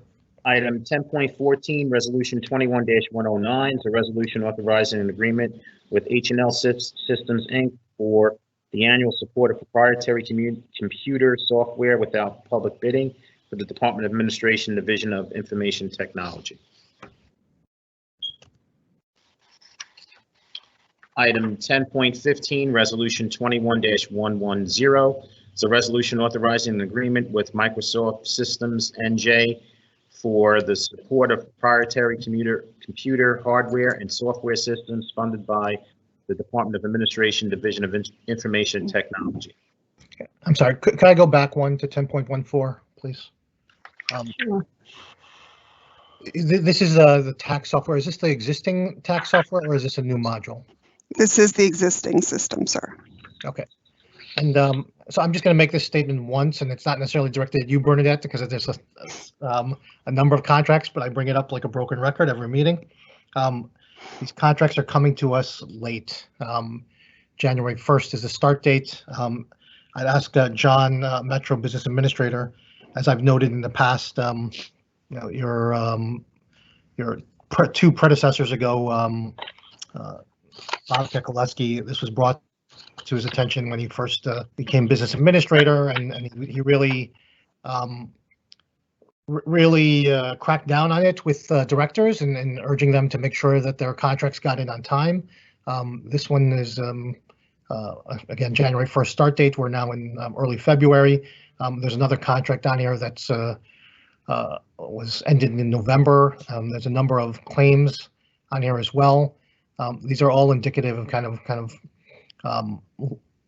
lax controls around this, and then we could created a division of a Department of Finance with the idea of kind of instituting stronger controls around this. So I'd urge you to take a look at that and to ensure that otherwise kind of our job is moot here.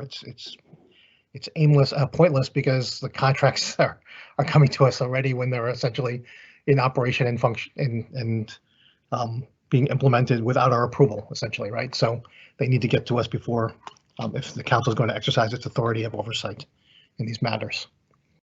That's all. Councilman, I spoke to the VA when he first took his position concerning that. So I know he's working on it.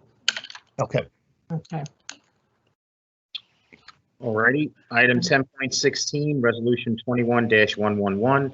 It's a resolution authorizing an agreement with Network Management Solutions, Inc. for the support of proprietary computer network hardware and software without public bidding for the Department of Administration Division of Information Technology. Item 10.17, Resolution 21-112 is a resolution authorizing the purchasing agent to sell various motor vehicles and equipment at public auction. This is also part of the memo that was sent by Acting Director Kearse regarding DPW. This resolution will authorize the sale of various motor vehicles and equipment as follows: 39 vehicles, 5 3-wheel scooters, 4 pieces of heavy-duty equipment, 4 salt spreaders, and 1 electronic message board. The vehicles and items are sold as is, and the city does not guarantee the condition of the vehicles and other items. All sales are final, no returns and no exchanges. It's part of the memorandum that was sent over to the entire council. Okay, item 10.18, resolution 21-113 is a resolution authorizing the payment of a claim submitted by Landscape Maintenance Services, Inc. for the purchase and installation of 84 winter greens. Item 10.19, resolution 21-114, a resolution reappointing Phil Rivo as a member of the Jersey City Alcoholic Beverage Control Board. Item 10.20, resolution 21-115 is a resolution reappointing Tyson T. Haley as a member of the Jersey City Ethical Standards Board. Council President, I'm sorry, can I go back to 10.18? Can I just, this is a claim, and I won't go on about claims. I've already talked about kind of my general concern about claims. But 10.18, this is for the downtown, for the pedestrian plaza. And I guess I'm asking the question is, why is the city assuming these costs as opposed to the special improvement district? If someone could explain that to me. Councilman, I'll get confirmation from DPW, but I believe we split the cost with the SID. We paid for half and the SID paid for half. Wow. So by my math, we were paying $350 for each pot. So you're saying it's $700 per pot? I believe there was I believe the invoice was shared between the SID and the city. So I believe we are paying half of that. Our invoice is half of what the total aggregate of the service rendered was. I'll get your clarification on that though. Okay. Item 10.21, resolution 21-116, a resolution appointing Mofak Menger as a member of the Jersey City Municipal Utilities Authority. Clerk, I had a question on this. First was I didn't see the resume on the attached, so I don't know if we have it or not. But can we? We're working on getting that, Councilman. I apologize on that. It was I did ask for it, and we'll have it ready for the meeting. Okay. The second question I had was, who is this person replacing on the MUA board? Bear with me 1 second. Have that.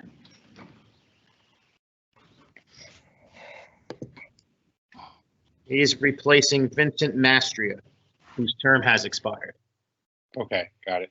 And if when you send the resume, obviously I want to post this online, but if you could just send me the person's contact information, I'd just like to forward a couple questions over via email. Sure. All right, thank you. You got it.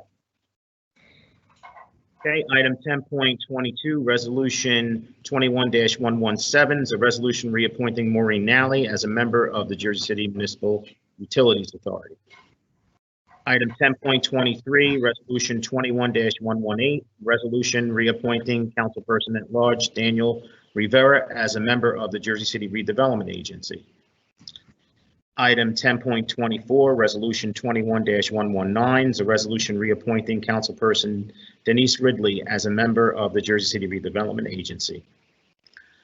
Item 10.25, resolution 21-120 is a resolution reappointing Donald R. Brown as a member of the Jersey City Redevelopment Agency. Item 10.26, resolution 21-121 is a resolution reappointing Albert Cupo as a member of the Jersey City Rent Leveling Board. Item 10.27, resolution 21-122 is a resolution reappointing Stephen T. Davison as a member of the Jersey City Rent Leveling Board. Item 10.28, resolution 21-123 is a resolution of the Municipal Council of the City of Jersey City authorizing the submission of an application for the Jersey City Summer Food Program for calendar year 2021. Somebody here, Stacy? Yeah, I'm here. So this is a standard application that we need to submit annually to run the summer meals program. We had our first meeting with all of our interested providers, those that served last year, which was quite a difficult year, but we had a very successful transition during COVID. We had 61 locations. We actually served almost like 20,000 meals, and we seek to improve that in the new year. We got a great vendor last year, and we have to go through the standard purchasing policy, but we're hoping that they come back with a great bid proposal. If not, we'll be seeking new vendors for the program. Okay, thank you, Director Flanagan. Item 10.29, Resolution 21-124, resolution of the Jersey City Council of the City of Jersey City authorizing the Planning Board to investigate whether the property known as Block 11602, Lot 1, and Block 11304, Lot 1, Block 11204, Lots 1 and 24, Block 11211, Lot 1, Block 11210, Lot 1, Block 9906, Lot 1, and Block 9804, Lots 1 through 8, Block 10901, Lots 92, 93, 108, 109, 111, 118, 120, 121, 122, 123, Block 8401, Lots 2, 3, 8, 9, 10, 11, 13, 14, 15, Block 6902, Lots 1 through 5, 8, 35, and Block 9801, Lots 1 and 19 on the tax map of the City of Jersey City, State of New Jersey, for determination as an area in need of redevelopment with or without power of condemnation as described herein pursuant to the local redevelopment and housing law, NJSA 40A:12A-1 exec. Tanya? Sean, I apologize for that title. It's all good. That was brutal. I apologize. Okay. I also want you all to see where I am. Miss it? You guys miss being here? Yeah.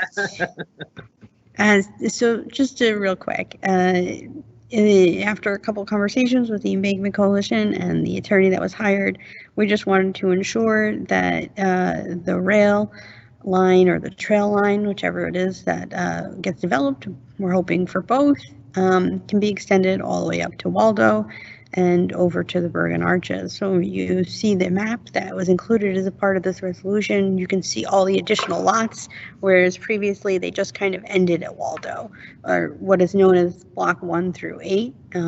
So this is a lot more lots than that, and so this will ensure the rail and the trail line can expand. Tanya, they're not going to interfere with the Revolutionary War graves down there. I promise we will not. All right, because we're going to be watching that very carefully. Questions? Council President, I have several. You want me to take them one at a time, or you want to just tick them all off? You can take some and then I'll ask somebody else, do they have some, just to give it a break in between, like a commercial, Yes. Like a halftime show. If someone can just get me information about when this property, the embankment properties, were first acquired from Conrail by Mr. Hyman, it's now been passed on to his forebears or to his wife and others, whoever might be the property owners currently. But when it was first acquired. My second question is just it's more of a statement, and I'm assuming the settlement is kind of moving forward, but somebody can correct me if I'm wrong. I know when we had a closed session about this, I had asked for a legal opinion about kind of disclosure of the discussion and the terms of the proposed terms of a settlement agreement, and that I get some sort of legal memo because we were suggested to us that we needed to maintain confidentiality. since then, there's been multiple public meetings at this point, and so there's a lot of those settlement terms have been disclosed and shared by the mayor and others as well. And so I'm assuming that there's nothing forthcoming around that, and that there's no question with regard to disclosure at this point. If that's not the case, I need to know something formally, but in the absence of that, and if the rules don't apply to everyone, I want it to be clear and to be known that I'm going to be speaking very publicly and openly about this at this point. And then my other question is in relation to this is I also asked for how much has been spent on litigation in this matter, and I'd like to get that information as soon as possible, how much we've spent to date on that. And then I have other questions, but I'll save it for others to provide that. Okay, someone else? So, go ahead, Tanya. yeah, I see. So I can't answer the litigation costs. I don't know what it is. As for the acquiring, I think that's what's part of the settlement, right? Is that we don't believe that Hyman was able to legally acquire those because it wasn't abandoned properly.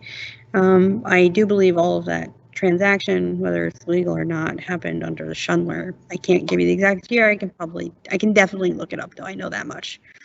But the other questions, unfortunately, I can't answer. Okay. Councilman, we can get you the legal expenses to date for that. I can provide that to you before Wednesday. Great. Send it to Desiree, Peter, so she could send it out to everyone. Sure. And could I actually suggest, Council President and Corporation Council, that we maybe as a council do a closed caucus? My understanding is the settlement conversations have, shifted significantly with different parties now taking new positions, and it might be worth updating the full council, I think, on this. Yes. Concerning the resolution, we can do a closed session. That's not a problem. We'll Okay, set up something with that. Council President, I will work with Desiree to find a time. But there are several parties who I think need to be present at the meeting. So I'll work to coordinate with them, and we'll get a resolution off for Wednesday. Okay. All right. Great. Thank you. Any more questions concerning this resolution? Go ahead, Rolando. Concerning the resolution itself, so Tanya, this is going to do a study to determine if it's an area in need of condemnation or not. And is there currently a redevelopment plan for these properties that's in place? I believe only block 1, maybe block 2. I can't remember exactly what redevelopment plans they are. A Grove Street NDP is something that kind of sticks in my mind, but those are the only ones that are in redevelopment. The rest of that is zoned R1 and open space. Okay. Could you tell me, or not today, if you could give me, and I don't actually need it for the vote. I'll be fine with the vote on Wednesday, but I'd like to know kind of what the current zoning permits along the stretch of properties here that we're talking about. So if you get that, whether it's in a redevelopment plan or if it's in kind of just the general zoning around the zoning too. Yeah. Yeah. Thanks. Someone else? Okay, we're moving forward with the program. Okay. I'd say you got to have some humor. We've been sitting here all day, right? Absolutely. All right. Item 10.30, Resolution 21-125 is a resolution authorizing the award of a contract to Software House International Corporation for the purchase and update of servers for the storage and retention of body-worn camera footage under state contract with the Department of Public Safety, Division of Police. Could I get, didn't we just, oh no, this is for the storage, I'm sorry. No question. Go ahead, Sean. Item 10.31, Resolution 21-126 is a resolution authorizing the payment of a claim submitted by Thomas A. Alloy, Grant Wright management for providing FEMA disaster recovery grant consulting services due to COVID-19 response for the Department of Public Safety Division of Office of Emergency Management. Item 10.32, Resolution 21-127, a resolution authorizing the. I'm sorry, Sean. I was muted. Going back to 10.31. So this, John, this should have been. This is for COVID related and could have been done by emergency contract. Instead, I believe we're doing a claim. If I'm remembering correctly, I don't have the agenda in front of me. And I guess I want to ask why it wasn't done by emergency contracts, given it's a COVID-related expense and it's a state of emergency, and we've used that reason repeatedly. Go ahead. I'm sorry, Councilman. Go ahead. I was going to say so, and then the period of reimbursement, as I looked at here, says it's from April through December, April 24th, I think, through the end of the year. And so it could have been reimbursed under the CARES Act, but we're not doing that in this case. CARE reimbursements have expired, I guess, and so we're utilizing our own resources in this regard. And wondering why we're not using CARES money, or why we didn't end up putting this through the whole CARES Act funding. Lastly, I'll just say, even though it says that this is for expenditures from April through December, the actual invoice only indicates December billings. So I don't know if we're missing something else here, or if it was paid for in an earlier claim or contract or something else. If you could clarify on that. That's it. Yes, Councilman. So I believe in April or May, the city had entered into an emergency contract with this entity.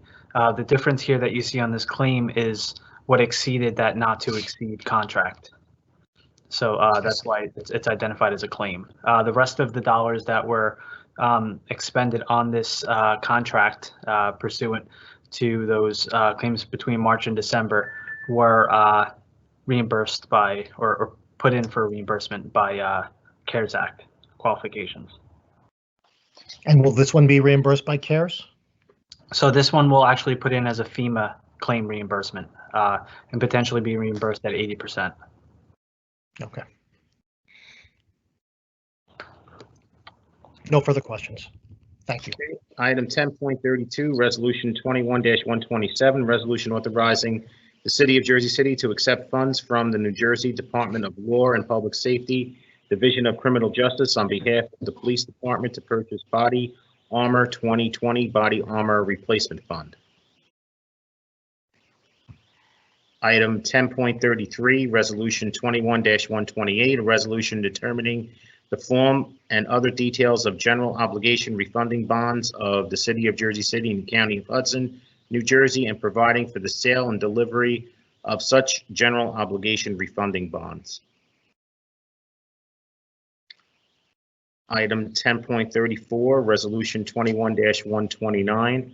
It's a resolution of the Municipal Council of the City of Jersey City amending fiscal year 2013, fiscal year 2015, fiscal year 2016, and fiscal year 2017 annual action plans to reprogram home investment partnership program funds.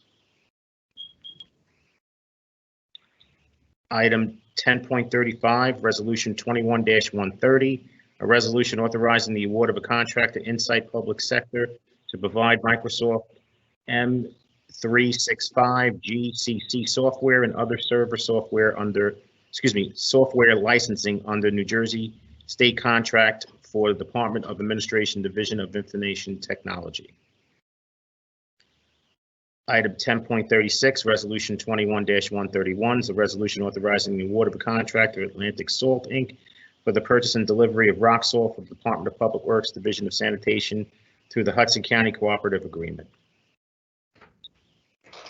Item 10.37, Resolution 21-132 is a resolution authorizing the award of a contract to Al's Towing and Recovery for heavy-duty truck towing services to the Department of Public Works Division of Automotive Maintenance. Just tell me what qualifies as heavy-duty trucks for this contract.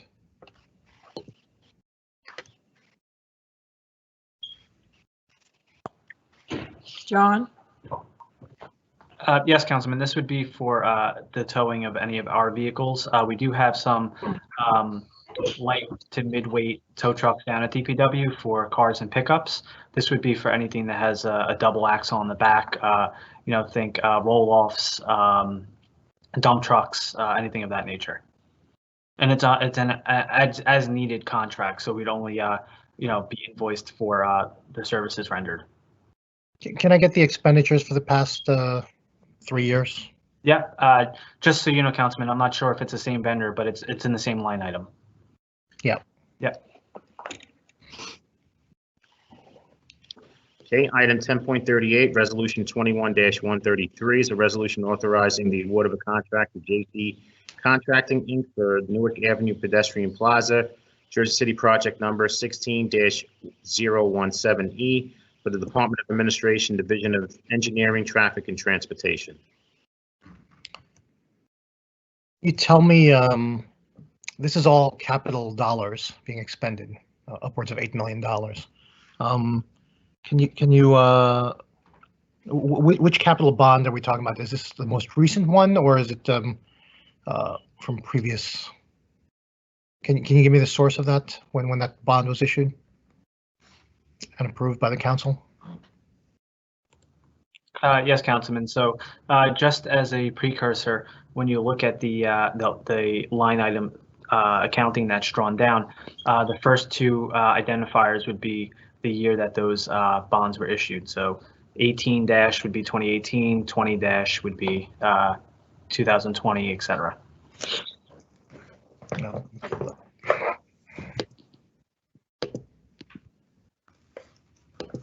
Any other question? We also have, oh, sorry, Councilman. We also have Paul on if there's any questions specific to the project. Sure. I had one question specific to the project, and I know you guys have done a lot of work on this. One thing that has been brought up to me just recently in looking at some of the renderings was to make sure that none of the sort of potential furniture had what sometimes is called anti-homeless architecture or sort of hostile architecture. And I just wanted to see if I could, and I email you guys, but just make sure that we're not putting that into the project, and so that it's welcoming to all, and we're not there's a whole thing with the MTA yesterday removing benches. We are not putting any of that into the project, Councilman, but you could follow up with an email, and I'd be happy to reply back and show you that, and show you all of the models of the benches and any other information you'd like to see. Great, thank you, Paul. Of course. And thank you for all the work on this. Of course, we're excited about this one. Just John, just going back to that, can you tell me where that was again? Is it in the requisition number? Where am I finding this? I don't have the resolution in front of me. Amanda, can you bring up the resolution?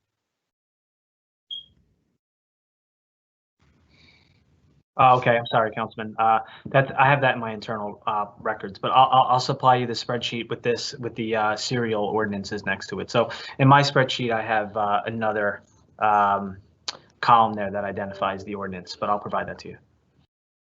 Thanks. Thank you all. Okay, item 10.39, resolution 21-134, resolution authorizing the award of a contract to Patch Management Inc. for the rental of the Patcher truck for potholes and roadway repairs on the state contract with Department of Public Works, Division of Building and Street Maintenance.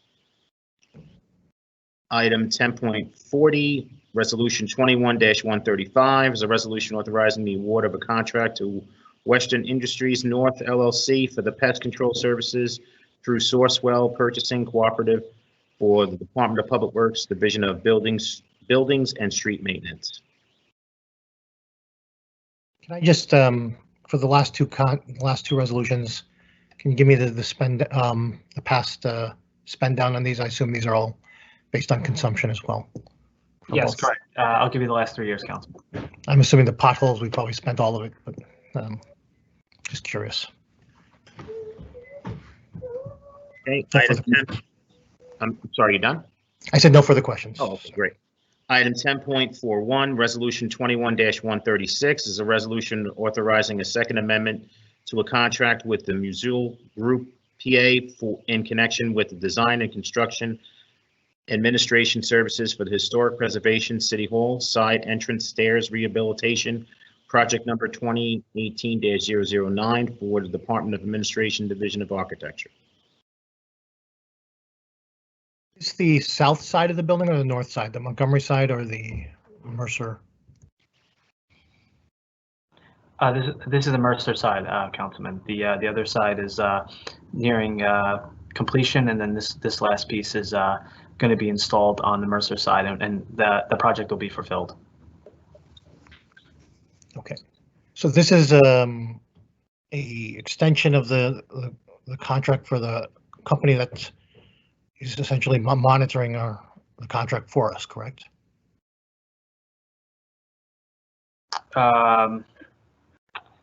I'll ask Brian Weller for a memo on that, just for clarification.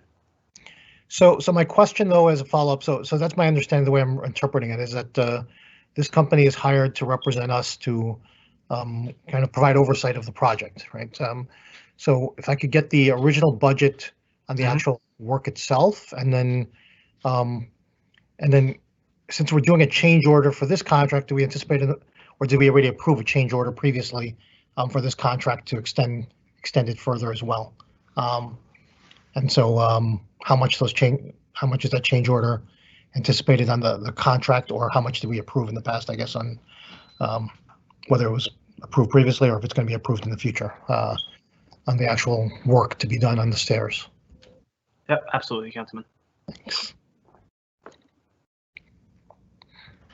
Okay. Item 10.42, Resolution 21-137 is a resolution ratifying the award of a professional service agreement with Brock Elcher to represent Director of Department of Public Safety James Shea in a matter of David Goldridge versus the City of Jersey City. Item 10. Could we get I'm sorry, could we get a closed session in this? Councilman, I made a couple calls today that I got pulled away on some other matters to discuss both this 137 and 140. I can reach out to the council people offline tomorrow. I apologize, I got pulled away from that today. If there are any further questions after that, we're obviously happy to schedule something at the direction of the council. But hopefully I can answer some of the questions offline before we do that. Just this is a new case, right? So there was a previous case? And this is one? I'm sorry, go ahead. The city won the previous case? Yeah, we that went to trial about 2 years ago. We won a verdict at trial. We also obtained a council fee judgment. Not a council fee judgment, a sanction for a discovery violation. And those funds were received, I believe, in December and added to the city coffers. I'll look forward to talking to you more about this new case. All right. Item 10.43, Resolution 21-138 is a resolution awarding professional service agreement to Florio Kenny Raval to provide defense counsel services related to workers' compensation claim petitions filed against the City of Jersey City. Item 10.44, Resolution 21-139 is a resolution authorizing a second amendment to professional service agreement to Letnier, Tort, DeFazio, and Browse, PC, to represent the city in various workers' compensation matters filed against the city. Item 10.45, Resolution 21-140, resolution ratifying the award of professional service agreement with Durkin and Durkin LLC to represent James Crescio in a matter of David Goldridge versus the City of Jersey City. Item 10.46, Resolution 21-141 is a resolution authorizing the execution of a mortgage subordination agreement affecting the property known as 92-94 Stegman Street, also known as Block 25002, lots 28 and 29, and 97-99 Dwight Street, also known as Block 25804, lots 9.01 and 9.02. Can I just, on 10.45 to Peter Baker, I assume this is also part of the previous litigation with regard to David Goldrich et al. Versus City of Jersey City? Correct. This is the same suit. Okay. No further questions. Item 10.47, Resolution 21-142 is a resolution authorizing a shared service agreement for services outlined in this resolution between the City of Jersey City, Department of Public Works, and the Board of Education, School District of Jersey City pursuant to the Uniform Shared Service Consolidation Act, NJSA 40A:65-1. And not on your printed agenda yet, but there will be an item 10.48, Resolution 21-143, a closed session to discuss embankment settlement negotiations. Good. With that being said, if there's does anyone have any questions or comments? May I have a motion to adjourn at 6:17 p.m.? Motion. Motion made by Councilperson Baggiano. May I have a second? Second. Second by, I'm going to say that's Councilperson Prinzary. That was Ridley. I am so sorry. I get them mixed up all the time without looking up. So that was seconded by Councilperson Ridley. Thank you. On a motion to adjourn at 6:17 p.m., all council members present by acclamation, please say aye. Aye. We are out of here at 6:17 p.m. Thank you so much, ladies and gentlemen, members of the public and the council president and council members, everybody behind the scenes, Amanda and John, Bernadette, all you guys. Without you guys, we wouldn't have this possible. And remember, when you're out and about, to make sure you mask up and keep your distance. We're not done yet fighting this disease, this virus. So let's just keep doing our part, and together we'll make it through. All right. Thank you very much. Have a great night. Stay safe. Are we off the air? Stay safe.